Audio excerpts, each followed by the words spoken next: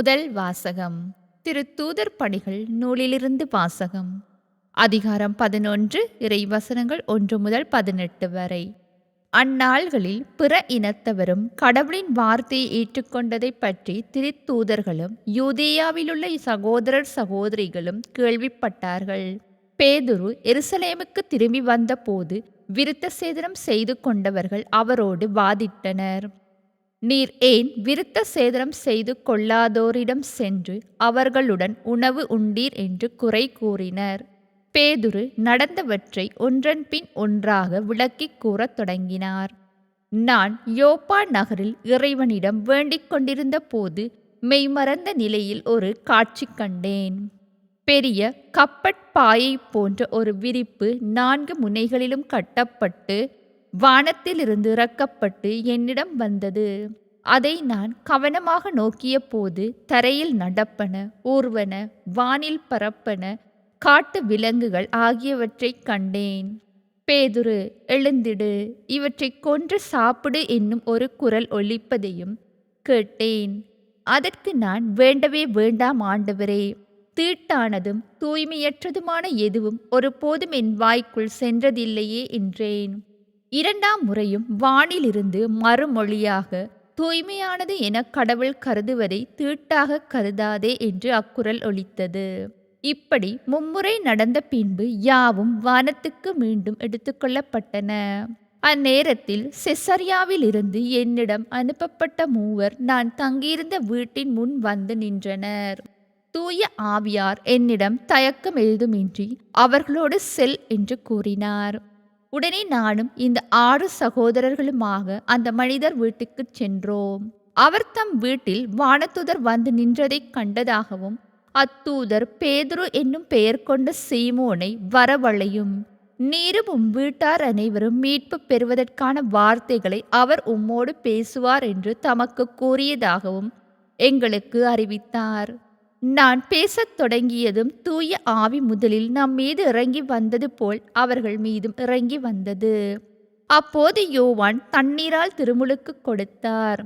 ஆனால் நீங்கள் தூய ஆவியால் திருமுழுக்கு பெறுவீர்கள் என்று ஆண்டவரின் வார்த்தைகளை நான் நினைவு கூர்ந்தேன்.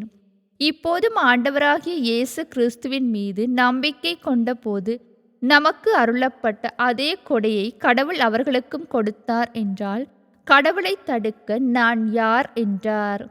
இவற்றை கேட்டு அவர்கள் அமைதி அடைந்தனர். வாழ்வுக்கு வழியான மனமாற்றத்தை பிற இனத்தவருக்கும் கடவுள் கொடுத்தார் என்று கூறி அவரை போற்றி புகழ்ந்தார்கள். இது ஆண்டவர் வழங்கும் அருள்வாக்கு. யோவான் எழுதிய தூய நற்செய்தியிலிருந்து வாசகம். அதிகாரம் 10, திருவசனங்கள் 1 தொடக்கம் 10 வரை. அக்காலத்தில் இயேசு கூறியது, உறுதியாக உங்களுக்கு சொல்கிறேன், ஆட்டுக்கொட்டிலில் வாயில் வழியாக நுழையாமல் வேறு வழியாக ஏறி குதிப்போர் திருடல் அல்லது கொள்ளையராய் இருப்பார். வாயில் வழியாக நுழைபவர் ஆடுகளின் ஆயர். அவருக்கே காவலர் வாயிலை திறந்திடுவார். ஆடுகளும் அவரது குரலுக்கே செவிசாய்க்கும். அவர் தம்முடைய சொந்த ஆடுகளை பெயர் சொல்லி கூப்பிட்டு வெளியே கூட்டிச் செல்வார். தம்முடைய சொந்த ஆடுகள் அனைத்தையும் வெளியே ஓட்டி வந்த பின் அவர் அவற்றிற்கு முன் செல்வார். ஆடுகளும் அவரை பின்தொடரும், ஏனெனில் அவரது குரல் அவற்றுக்கு தெரியும். அறியாத ஒருவரை அவை பின்தொடரா, அவரை விட்டு அவை ஓடிப்போகும், ஏனெனில் அவரது குரல் அவற்றுக்கு தெரியாது. இயேசு அவர்களிடம் உவமையாக இவ்வாறு சொன்னார். ஆனால் அவர் சொன்னதை அவர்கள் புரிந்து கொள்ளவில்லை. மீண்டும் இயேசு கூறியது, உறுதியாக உங்களுக்கு சொல்கிறேன், ஆடுகளுக்கு வாயில் நானே. எனக்கு முன்பு வந்தவர் அனைவரும் திருடரும் கொள்ளையருமே. அவர்களுக்கு ஆடுகள் செவிசாய்க்கவில்லை. நானே வாயில். என் வழியாக நுழைவோருக்கு ஆபத்து இல்லை. அவர்கள் உள்ளே போவர், வெளியே வருவர், மேய்ச்சல் நிலத்தை கண்டு கொள்வர். திருடுவதற்கும் கொல்வதற்கும் அழிப்பதற்குமன்றி திருடர் வேறெதற்கும் வருவதில்லை. ஆனால் நான் ஆடுகள் வாழ்வை பெரும் பொருட்டு, அதுவும் நிறைவாக பெரும் பொருட்டு வந்துள்ளேன். இது கிறிஸ்து வழங்கும் நற்செய்தி. கிறிஸ்து இயேசுவுக்குள்ளே அருமையான உறவுகளே, நாங்கள் பாஸ்கா காலத்தின் 4வது வாரத்திலே பயணித்து கொண்டிருக்கின்றோம். இன்றைய முதல் வாசகத்திலே அருமையான ஒரு சம்பவம் தரப்பட்டிருக்கிறது. பிற இனத்தார் எவ்வாறு திருச்சபையிலே உள்வாங்கப்படுவதற்கு புனித பேதுருவானவரனுடைய தலைமைத்துவம் இருந்தது என்பது காட்டப்படுகின்றது. அவர் கண்ட காட்சி வழியாக எதையும் அருவருக்காதே, கடவுள் விரும்புவதை நீ அருவருப்பு என்று கருதாதே என்று அவருக்கு கொடுக்கப்பட்ட செய்தி. அதன் பின் புறவினத்தாரை உள்வாங்குவதற்காக அவர் ஆற்றிய எல்லா விதமான முயற்சிகளும் இன்றைய முதலாவது வாசகத்திலே குறிப்பிடப்படுகிறது. இன்றைய நற்செய்தி வாசகத்திலே இயேசு ஆண்டவர் நல்லாயனாக இருக்கிறார் என்பது மீண்டும் நமக்கு சொல்லித்தரப்படுகிறது. நானே நல்ல ஆயன், நானே வாழ்வு தரும் உணவு, நானே உண்மையான திராட்சை கொடி என்கின்ற இவ்வாறான வார்த்தைகள் யோவான் நற்செய்திக்கு மாத்திரமே உரித்தானது.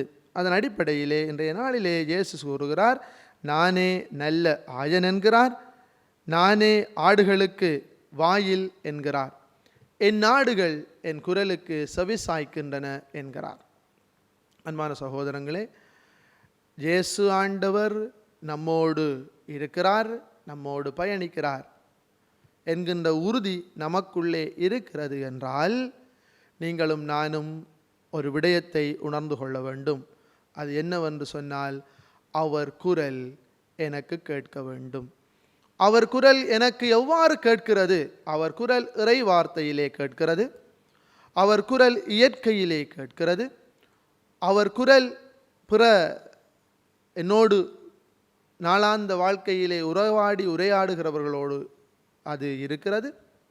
எல்லாவற்றிற்கும் மேலாக ஆண்டவருடைய குரல் என்னுடைய மனச்சாட்சியிலே கேட்கிறது. என் மனச்சாட்சி நல்லதாக இருந்தால், ஆண்டவருக்கு உரியதாக இருந்தால், அவர் பேசுவது எனக்கு தினமும் கேட்கும்.